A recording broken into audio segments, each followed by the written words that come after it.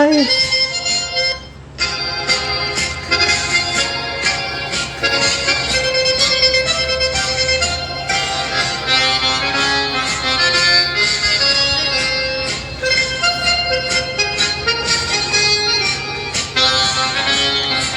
Ayan po at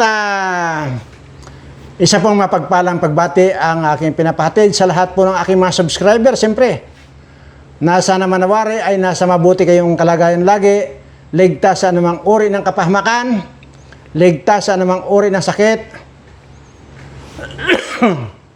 Siyempre, ang gusto natin dito, sa halip na mga ganyan ang darating sa inyo, swerteng walang katapusan na lamang ang tuloy-tuloy na darating sa inyo. Yan po, lagi akong ipinagdarasal sa ating Panginoon. At dito naman po sa mga politikong mga kawatan, isa lang po ang dasal ko sa kanila, mamatay na lang kayong lahat. Yan.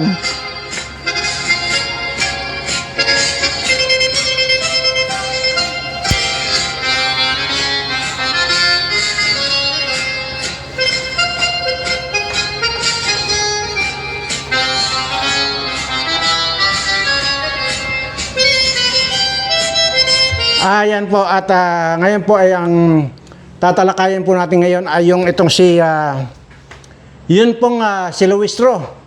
Yun pong nagsusulong ng impeachment dito kay Sara Duterte at saka yung mga team niya.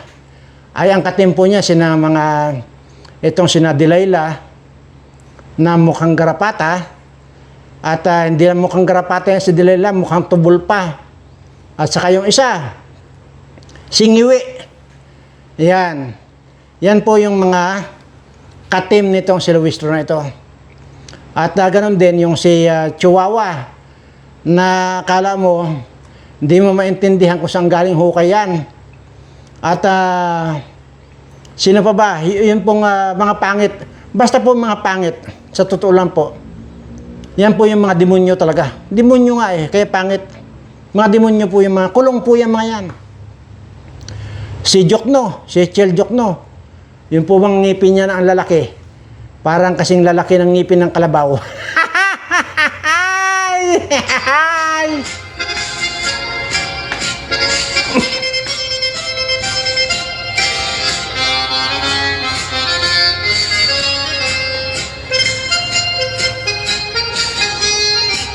Ayan po at maliwanag na po ang pagkakakulong nito. Ito, lalo na itong Luistro na ito. Una, ang dami pong kakaraping kaso nitong mga pana ito. Kasama na po dyan yung BSP, Bangko Sentral ng Pilipinas, AMLAC. Ito po yung, dito niyo po makikita yung kabubuhan talaga nitong mga nandito sa gobyerno ngayon. At magpakita na nga lang ako ng katibayan dito para wala kayong masabi, no?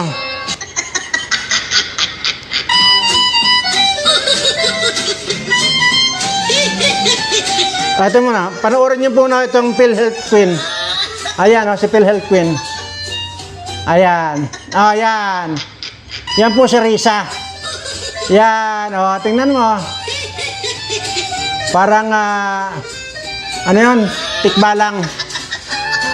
Yung, yung maliit ang paa. Ano ngayon yung grasshopper. Yan yan. Pero baka maligaw tayo.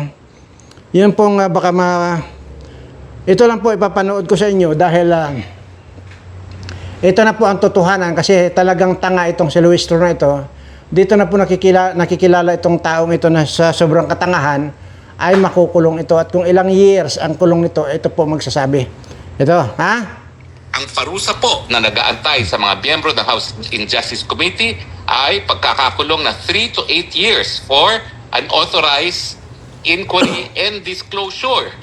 At dahil yan po ay pinaparusahan ng 3 to 8 years, hindi po yan sakop ng legislative immunity. Patay ka. Legislative immunity ay para lamang sa kaso ng ordinaryong libel na merong pagkakakulong na mula 6 na buwan. Hiyari ka ngayon. Taon. Basically po, lahat ng parusa na hihigit sa 6 na buwan, may kulong.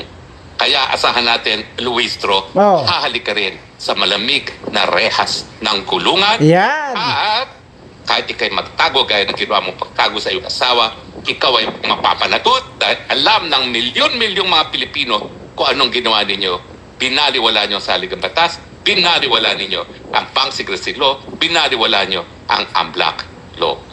Ayan. Parusa po na nag-aantay sa mga miyembro ng House Injustice Committee ay pagkakakulong na 3 to 8 years. Oh, Unauthorized- nako po. Dito na lalo magkakagarapata ang kwan.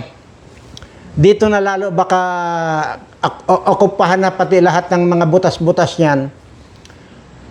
Papasukin na po ng garapata yan pag nandun sa lakas sa kulungan. Kagaya itong Delilah na ito. At tiyak yan. Talagang kukuyugin na kayo lalo ng garapata doon. Ay, gustong-gusto kong makita. At, pero huwag kayong mag-alala. May paraan pa. Para hindi kayo makulong. Alam niyo kung anong paraan? Sus, napakasimple lang. Hingin niyo yung advice ko. Mag-a-advise ako sa inyo. Magbayad lang kayo. Laging ganun ang offer ko. Once nagbigay ako ng advice, may bayad. Pero itong advice ko na ito ngayon, i-example ko lang ito. Sample lang ito nga i-advice ko sa inyo. Ito yung libreng advice ko. Para hindi na kayo makulong, ang gawin nyo, lahat kayo mga membro ng kwan na yan, injustice na yan, isang shot lang. Isang shot lang ng sunrocks. Shot lang ninyo. Hindi kayo makukulong. Maniwala kayo sa akin. Yan ang libreng advice. Mag-thank you na kayo sa akin. Pambihira kayo. Binigyan ko na nga kayo ng advice. Hindi pa kayo marunong mag-thank you. Ayan. Isang basong kwan lang sunrocks. Lahat kayo. Hindi kayo makukulong. Maniwala kayo rito kay Harry Roque. Wala yan. Ayan.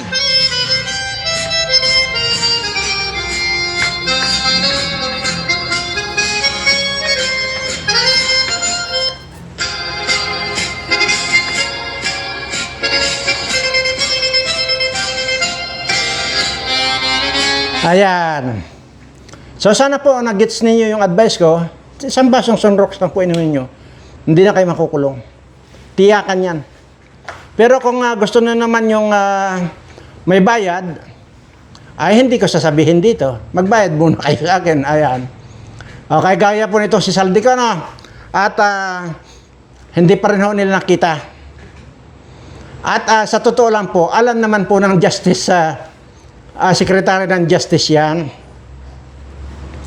na talagang hindi naman talaga nahuli si Saldico. Ginamit lang, niloko nga nila si BBM eh. Ang sinabi nila, susunduin nila. Pero alam nilang wala talaga doon sa Czech Republic. Ay sila mismo nagsabi, wala. Di ba? Ngayon, ay para lang makapasyal itong mga ito, imagine mo 75 katao. Yung pumunta ron. Sino may gastos niyan? Tayo. Tayong mga Pilipino na taxpayer ang gumastos na naman diyan sa junket na biyahe ng mga yan. Talagang bangag nga kasi itong presidente. Kaya niloloko na lang siya. Kaya nalulusutan eh. Sabi, sige, huhulihin namin doon sa Czech Republic. 75 agad katao pumunta roon. Kasama na si John Vic Remulla at kasama pa yata yung babae niya. Ayan, at lahat sila may mga babae na mga kasama. Pero alam nila na wala na sa Czech Republic si Saldico. Ngayon, bubuhayin lang natin yung offer ko.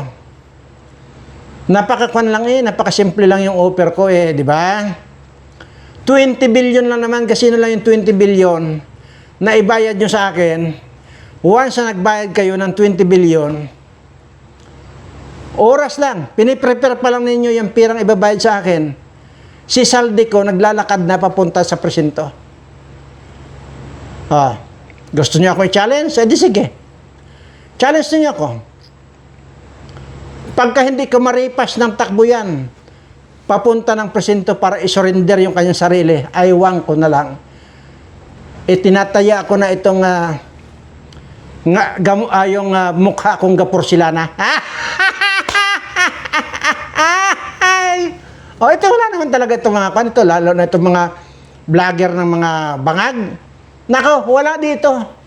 Sa mukhang ito. Ha? Tingnan nyo, mayroon pa dyan na magbablog naka-shabu pa. Tapos kung magsasalita na ikwan, paputol-putol na. Tapos nakasando. Tapos pagka naggaganyan, kita yung kilikili na daming balahibo. Yan bang matino yung mga vlogger ng mga Marcos na yan? Kadiri. Kadiri. Kung haharap ka rito sa kapwa mo, dapat maayos ka. Ganun lang. Ako kung nagti-t-shirt ako, sinisigurado kong hindi nakikita yung kilikili ko. Dahil kasi, ang iniiwasan kong makita ninyo yung kilikili ko, once na nakita ninyo yung kilikili, sigurado, magdadagsaan kayo din sa akin at mamahalin ninyo ako, mababaliw kayo kung hindi kayo makahalik sa akin. Ayan ang iniiwasan ko. Tingnan ito mga vlogger na mga ito, mambubudol na ito. Ang dudugyot. Lalo na yung si Makmak Kwan, adik. Tapos yung isa pa, yung bagoong Pilipinas. Naku po, parang Hawaiian frog ang putang ina. Mukha. Anyway, 20 billion lang po ang hinihingi ko sa inyo. Barya lang yan eh. Dito kay Bangag, barya lang yan. Piniprepare nyo pa lang yung 20 billion, binibilang nyo pa lang, piniprepare, nilalagay nyo sa malita para biyahe sa akin. Sumasabay na naglalakad, patakbo pa si Saldico para isurrender ang kanyang sarili sa presinto. Pagka hindi nangyari yan, ay bakit? Di bawiin nyo yung 20 billion na pirang ibabayad nyo sa akin. Ganun lang kasimple. Tingnan nyo itong si Atong Ang. Nakalimutan na. Wala na, hindi na tinatalakay ni John Vic Remulla itong si Atong Ang. Kaya ito pong mga ito, sa totoo lang po ito, puro mga drama itong mga ito eh. Kunwari, may warrant of arrest. Tapos kamalay-malay mo, lifted na yung warrant of arrest. Ganun lang yun. Huwag kami, ngayong mga Pilipino ngayon, itong sa kasalukuyang panahon ngayon, hindi nyo na kaya mabubula itong mga Pilipino. Di lalo naman hindi nyo mabula itong mga subscriber ko. Dahil dito sa akin, once na nag-subscribe yung isang tao dito sa Berana Live Studio TV, titiyakin ko, paulit-ulit ko sinasabi, gaganda, gugwapo, hindi lang yan, tatalino pa. Hindi lang yan, suswertihin pa. 4 in 1. Yung mga kwan, kayo, mga nandiyan sa kongreso na ang papangit, yung mga mukha ninyo na hindi mo maintindihan kung mukhang tao o mukhang demonyo, subukan nyo mag-subscribe. Pindutin nyo yung subscribe. Tapos, patulogin nyo ng kinabukasan. Mananatiling nakasubscribe kayo. Itong channel ko mismo. Pindutin nyo. Kapag gising nyo sa umaga, halimbawa lang natin, kagaya itong si Abante. Di ba mukhang buaya yan, si Abante? Ikaw, Abante, pagka nag-subscribe ka sa akin, ito ang titiyakin ko sa iyo. Kung ngayon, na hindi ka pa nagsusubscribe dito sa channel ko, mukhang buaya ka na. Pagka nag-subscribe ka dito sa channel ko, bukas ng umaga pagkagising mo, manalamin ka. Hindi ka na mukhang buaya, mukhang bayawak ka na.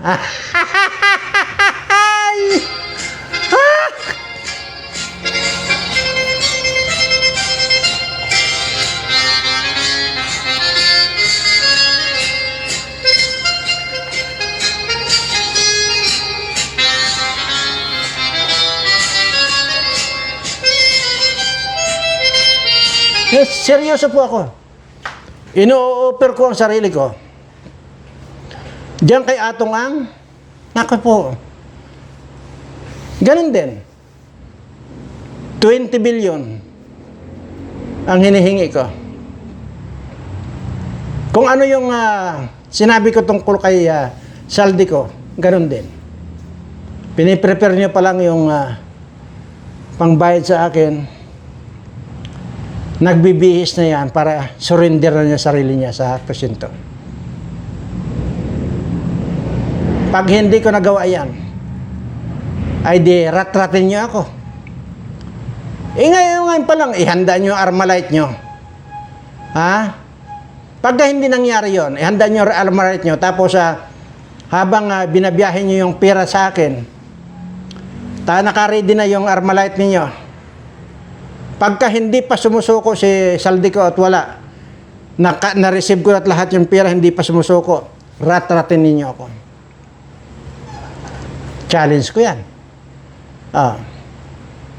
Yun ay, kung hindi ako tablan, naku po, ang laking problema ninyo. Pag nirat-rat ninyo ako na hindi tumalab yung bala na yan, na pangrarat-rat nyo sa akin, naku po, bumalik na kayo, magsiksikan na kayo sa bilat ni Delilah. Tiyak. Pagka iginanyan ko lang itong daliri ko, diyan sa sentido ninyo, butas ang ulo ninyo.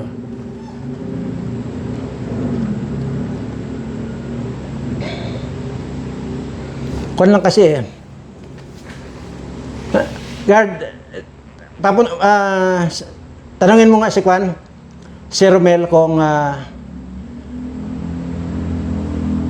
nandyan ba sa gate, tapos i-ready niya yung proper na last. Ipapakita ko rito kung paano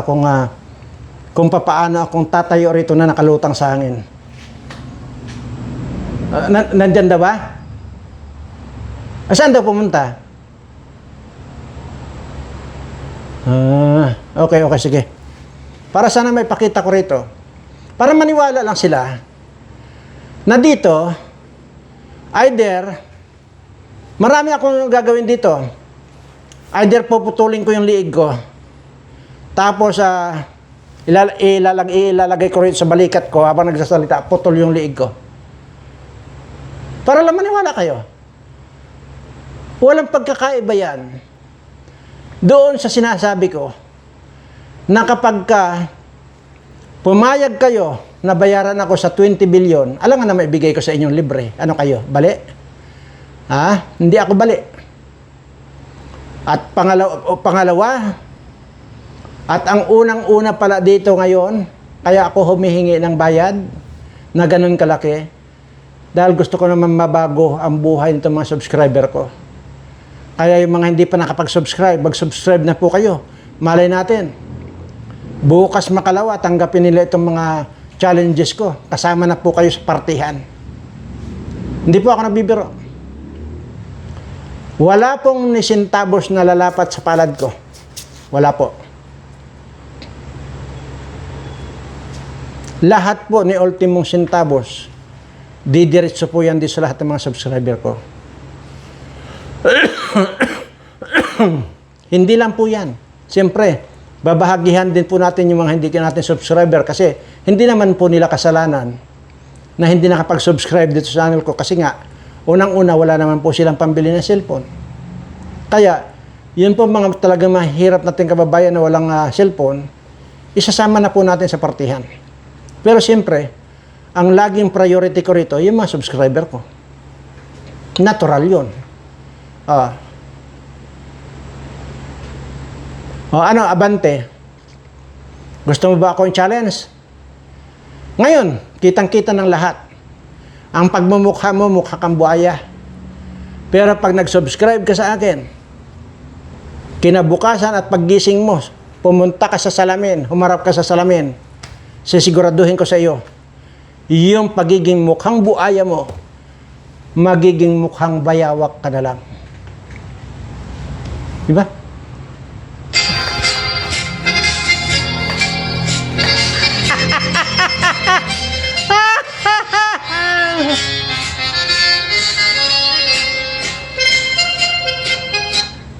At ikaw, Luistro, at saka yung mga team mo, dyan sa injustice na yan, dyan sa Kongreso, lahat ng mga team mo, ang papangit ninyo, sa totoo lang. Wala akong makitang mag-itsura sa inyo. Kung may mga may itsura ba, mukhang daga, mukhang tubol, mukhang lalo ito sa tsuwa, mukhang kanggaro. Kung buhay pa sana si Akop, pag nagsasalita yung si Akop, patalbog-talbog yung pustiso. Buti na lang patay na. Ito yung sinasabi ko, na kahit 1,000 taong ka ng patay Akop, mumurahin pa rin kita putang ina ka. Isa kang kawatan. Bullshit ka. Ikaw abante, kasunod ka na. Ikaw Luistro, bago ka makulong, nako, alalahanin mo, pagpipistahan ka ng mga garapata sa kulungan, mapupuno yung butas ng ilong mo, butas ng tainga mo, butas ng bunganga mo, higit sa lahat, yung butas ng bilat mo, kukulapulan ng garapata yan. Kayong dalawa ni Delilah. Maniwala kayo sa akin. Kaya, sinabi ko na kanina yung libreng offer ko, depende yung kung susundin ninyo. Pero yung may bayad na offer ko, kontakin nyo ako para hindi lang kayo makulong. Kasi unang-una, binigay ko na yung libreng advice ko, uminom lang kayo ng tigitigisang Sunrocks, baso ng Sunrocks, hindi kayo makukulong. Pero yung may bayad, hindi ko kayo paiinumin ng Sunrocks. Hindi kayo makukulong. Bayad kayo. Siyempre, natural. Alam naman, libre. Wala nang libre ngayon. Kung kayo nga, puro kayo kawatan Sa dami ng mga kinawat nga ninyo wala pa rin kayong tigil sa kanakaw sa pera ng gobyerno. Kaya hirap na ang taong bayan dahil sa pagnanakaw ninyo.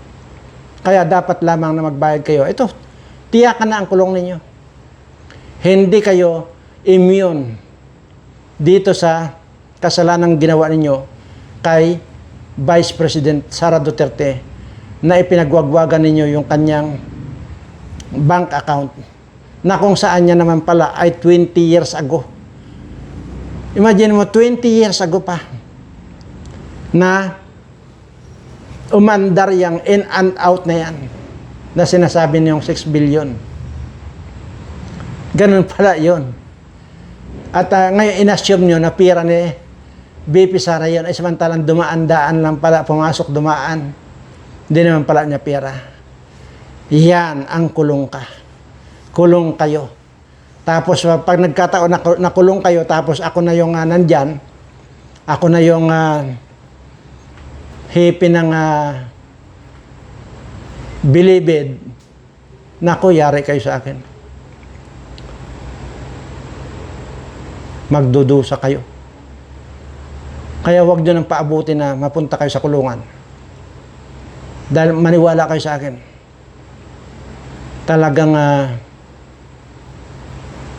tatanggalan, lalo na itong si Delilah, tatanggalan ko ng bilat yan. Ipapakain ko yan sa pusa. Sobrang libog, ang tanda-tanda na. Puro pa rin kalibugan ang nalalaman. Lahat kayo ng mga malilibog. Di ba?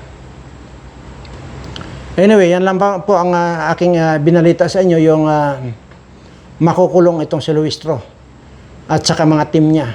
You know? At saka dito inulit ko lang po yung offer ko na 20 billion para lang po sumuko si Saldico at saka si Atong Ang. Hindi na nababalita si Atong Ang. Wala na. May plano na yan. Bayad na yan. Yaman ni Atong Ang na yan. Binayaran na agad yan. Tangin na. Ngayon nga, kung halimbawa, dalawa lang ito Pag hindi nyo pinatos itong hamon ko na pasusukuin ko si Atong Ang, baka mamaya kay Atong Ang ako mag-offer.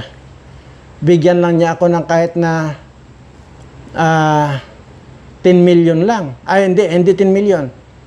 Dapat mga 100 million na lang. Baka niyan kayang-kaya ni Atong Ang yan.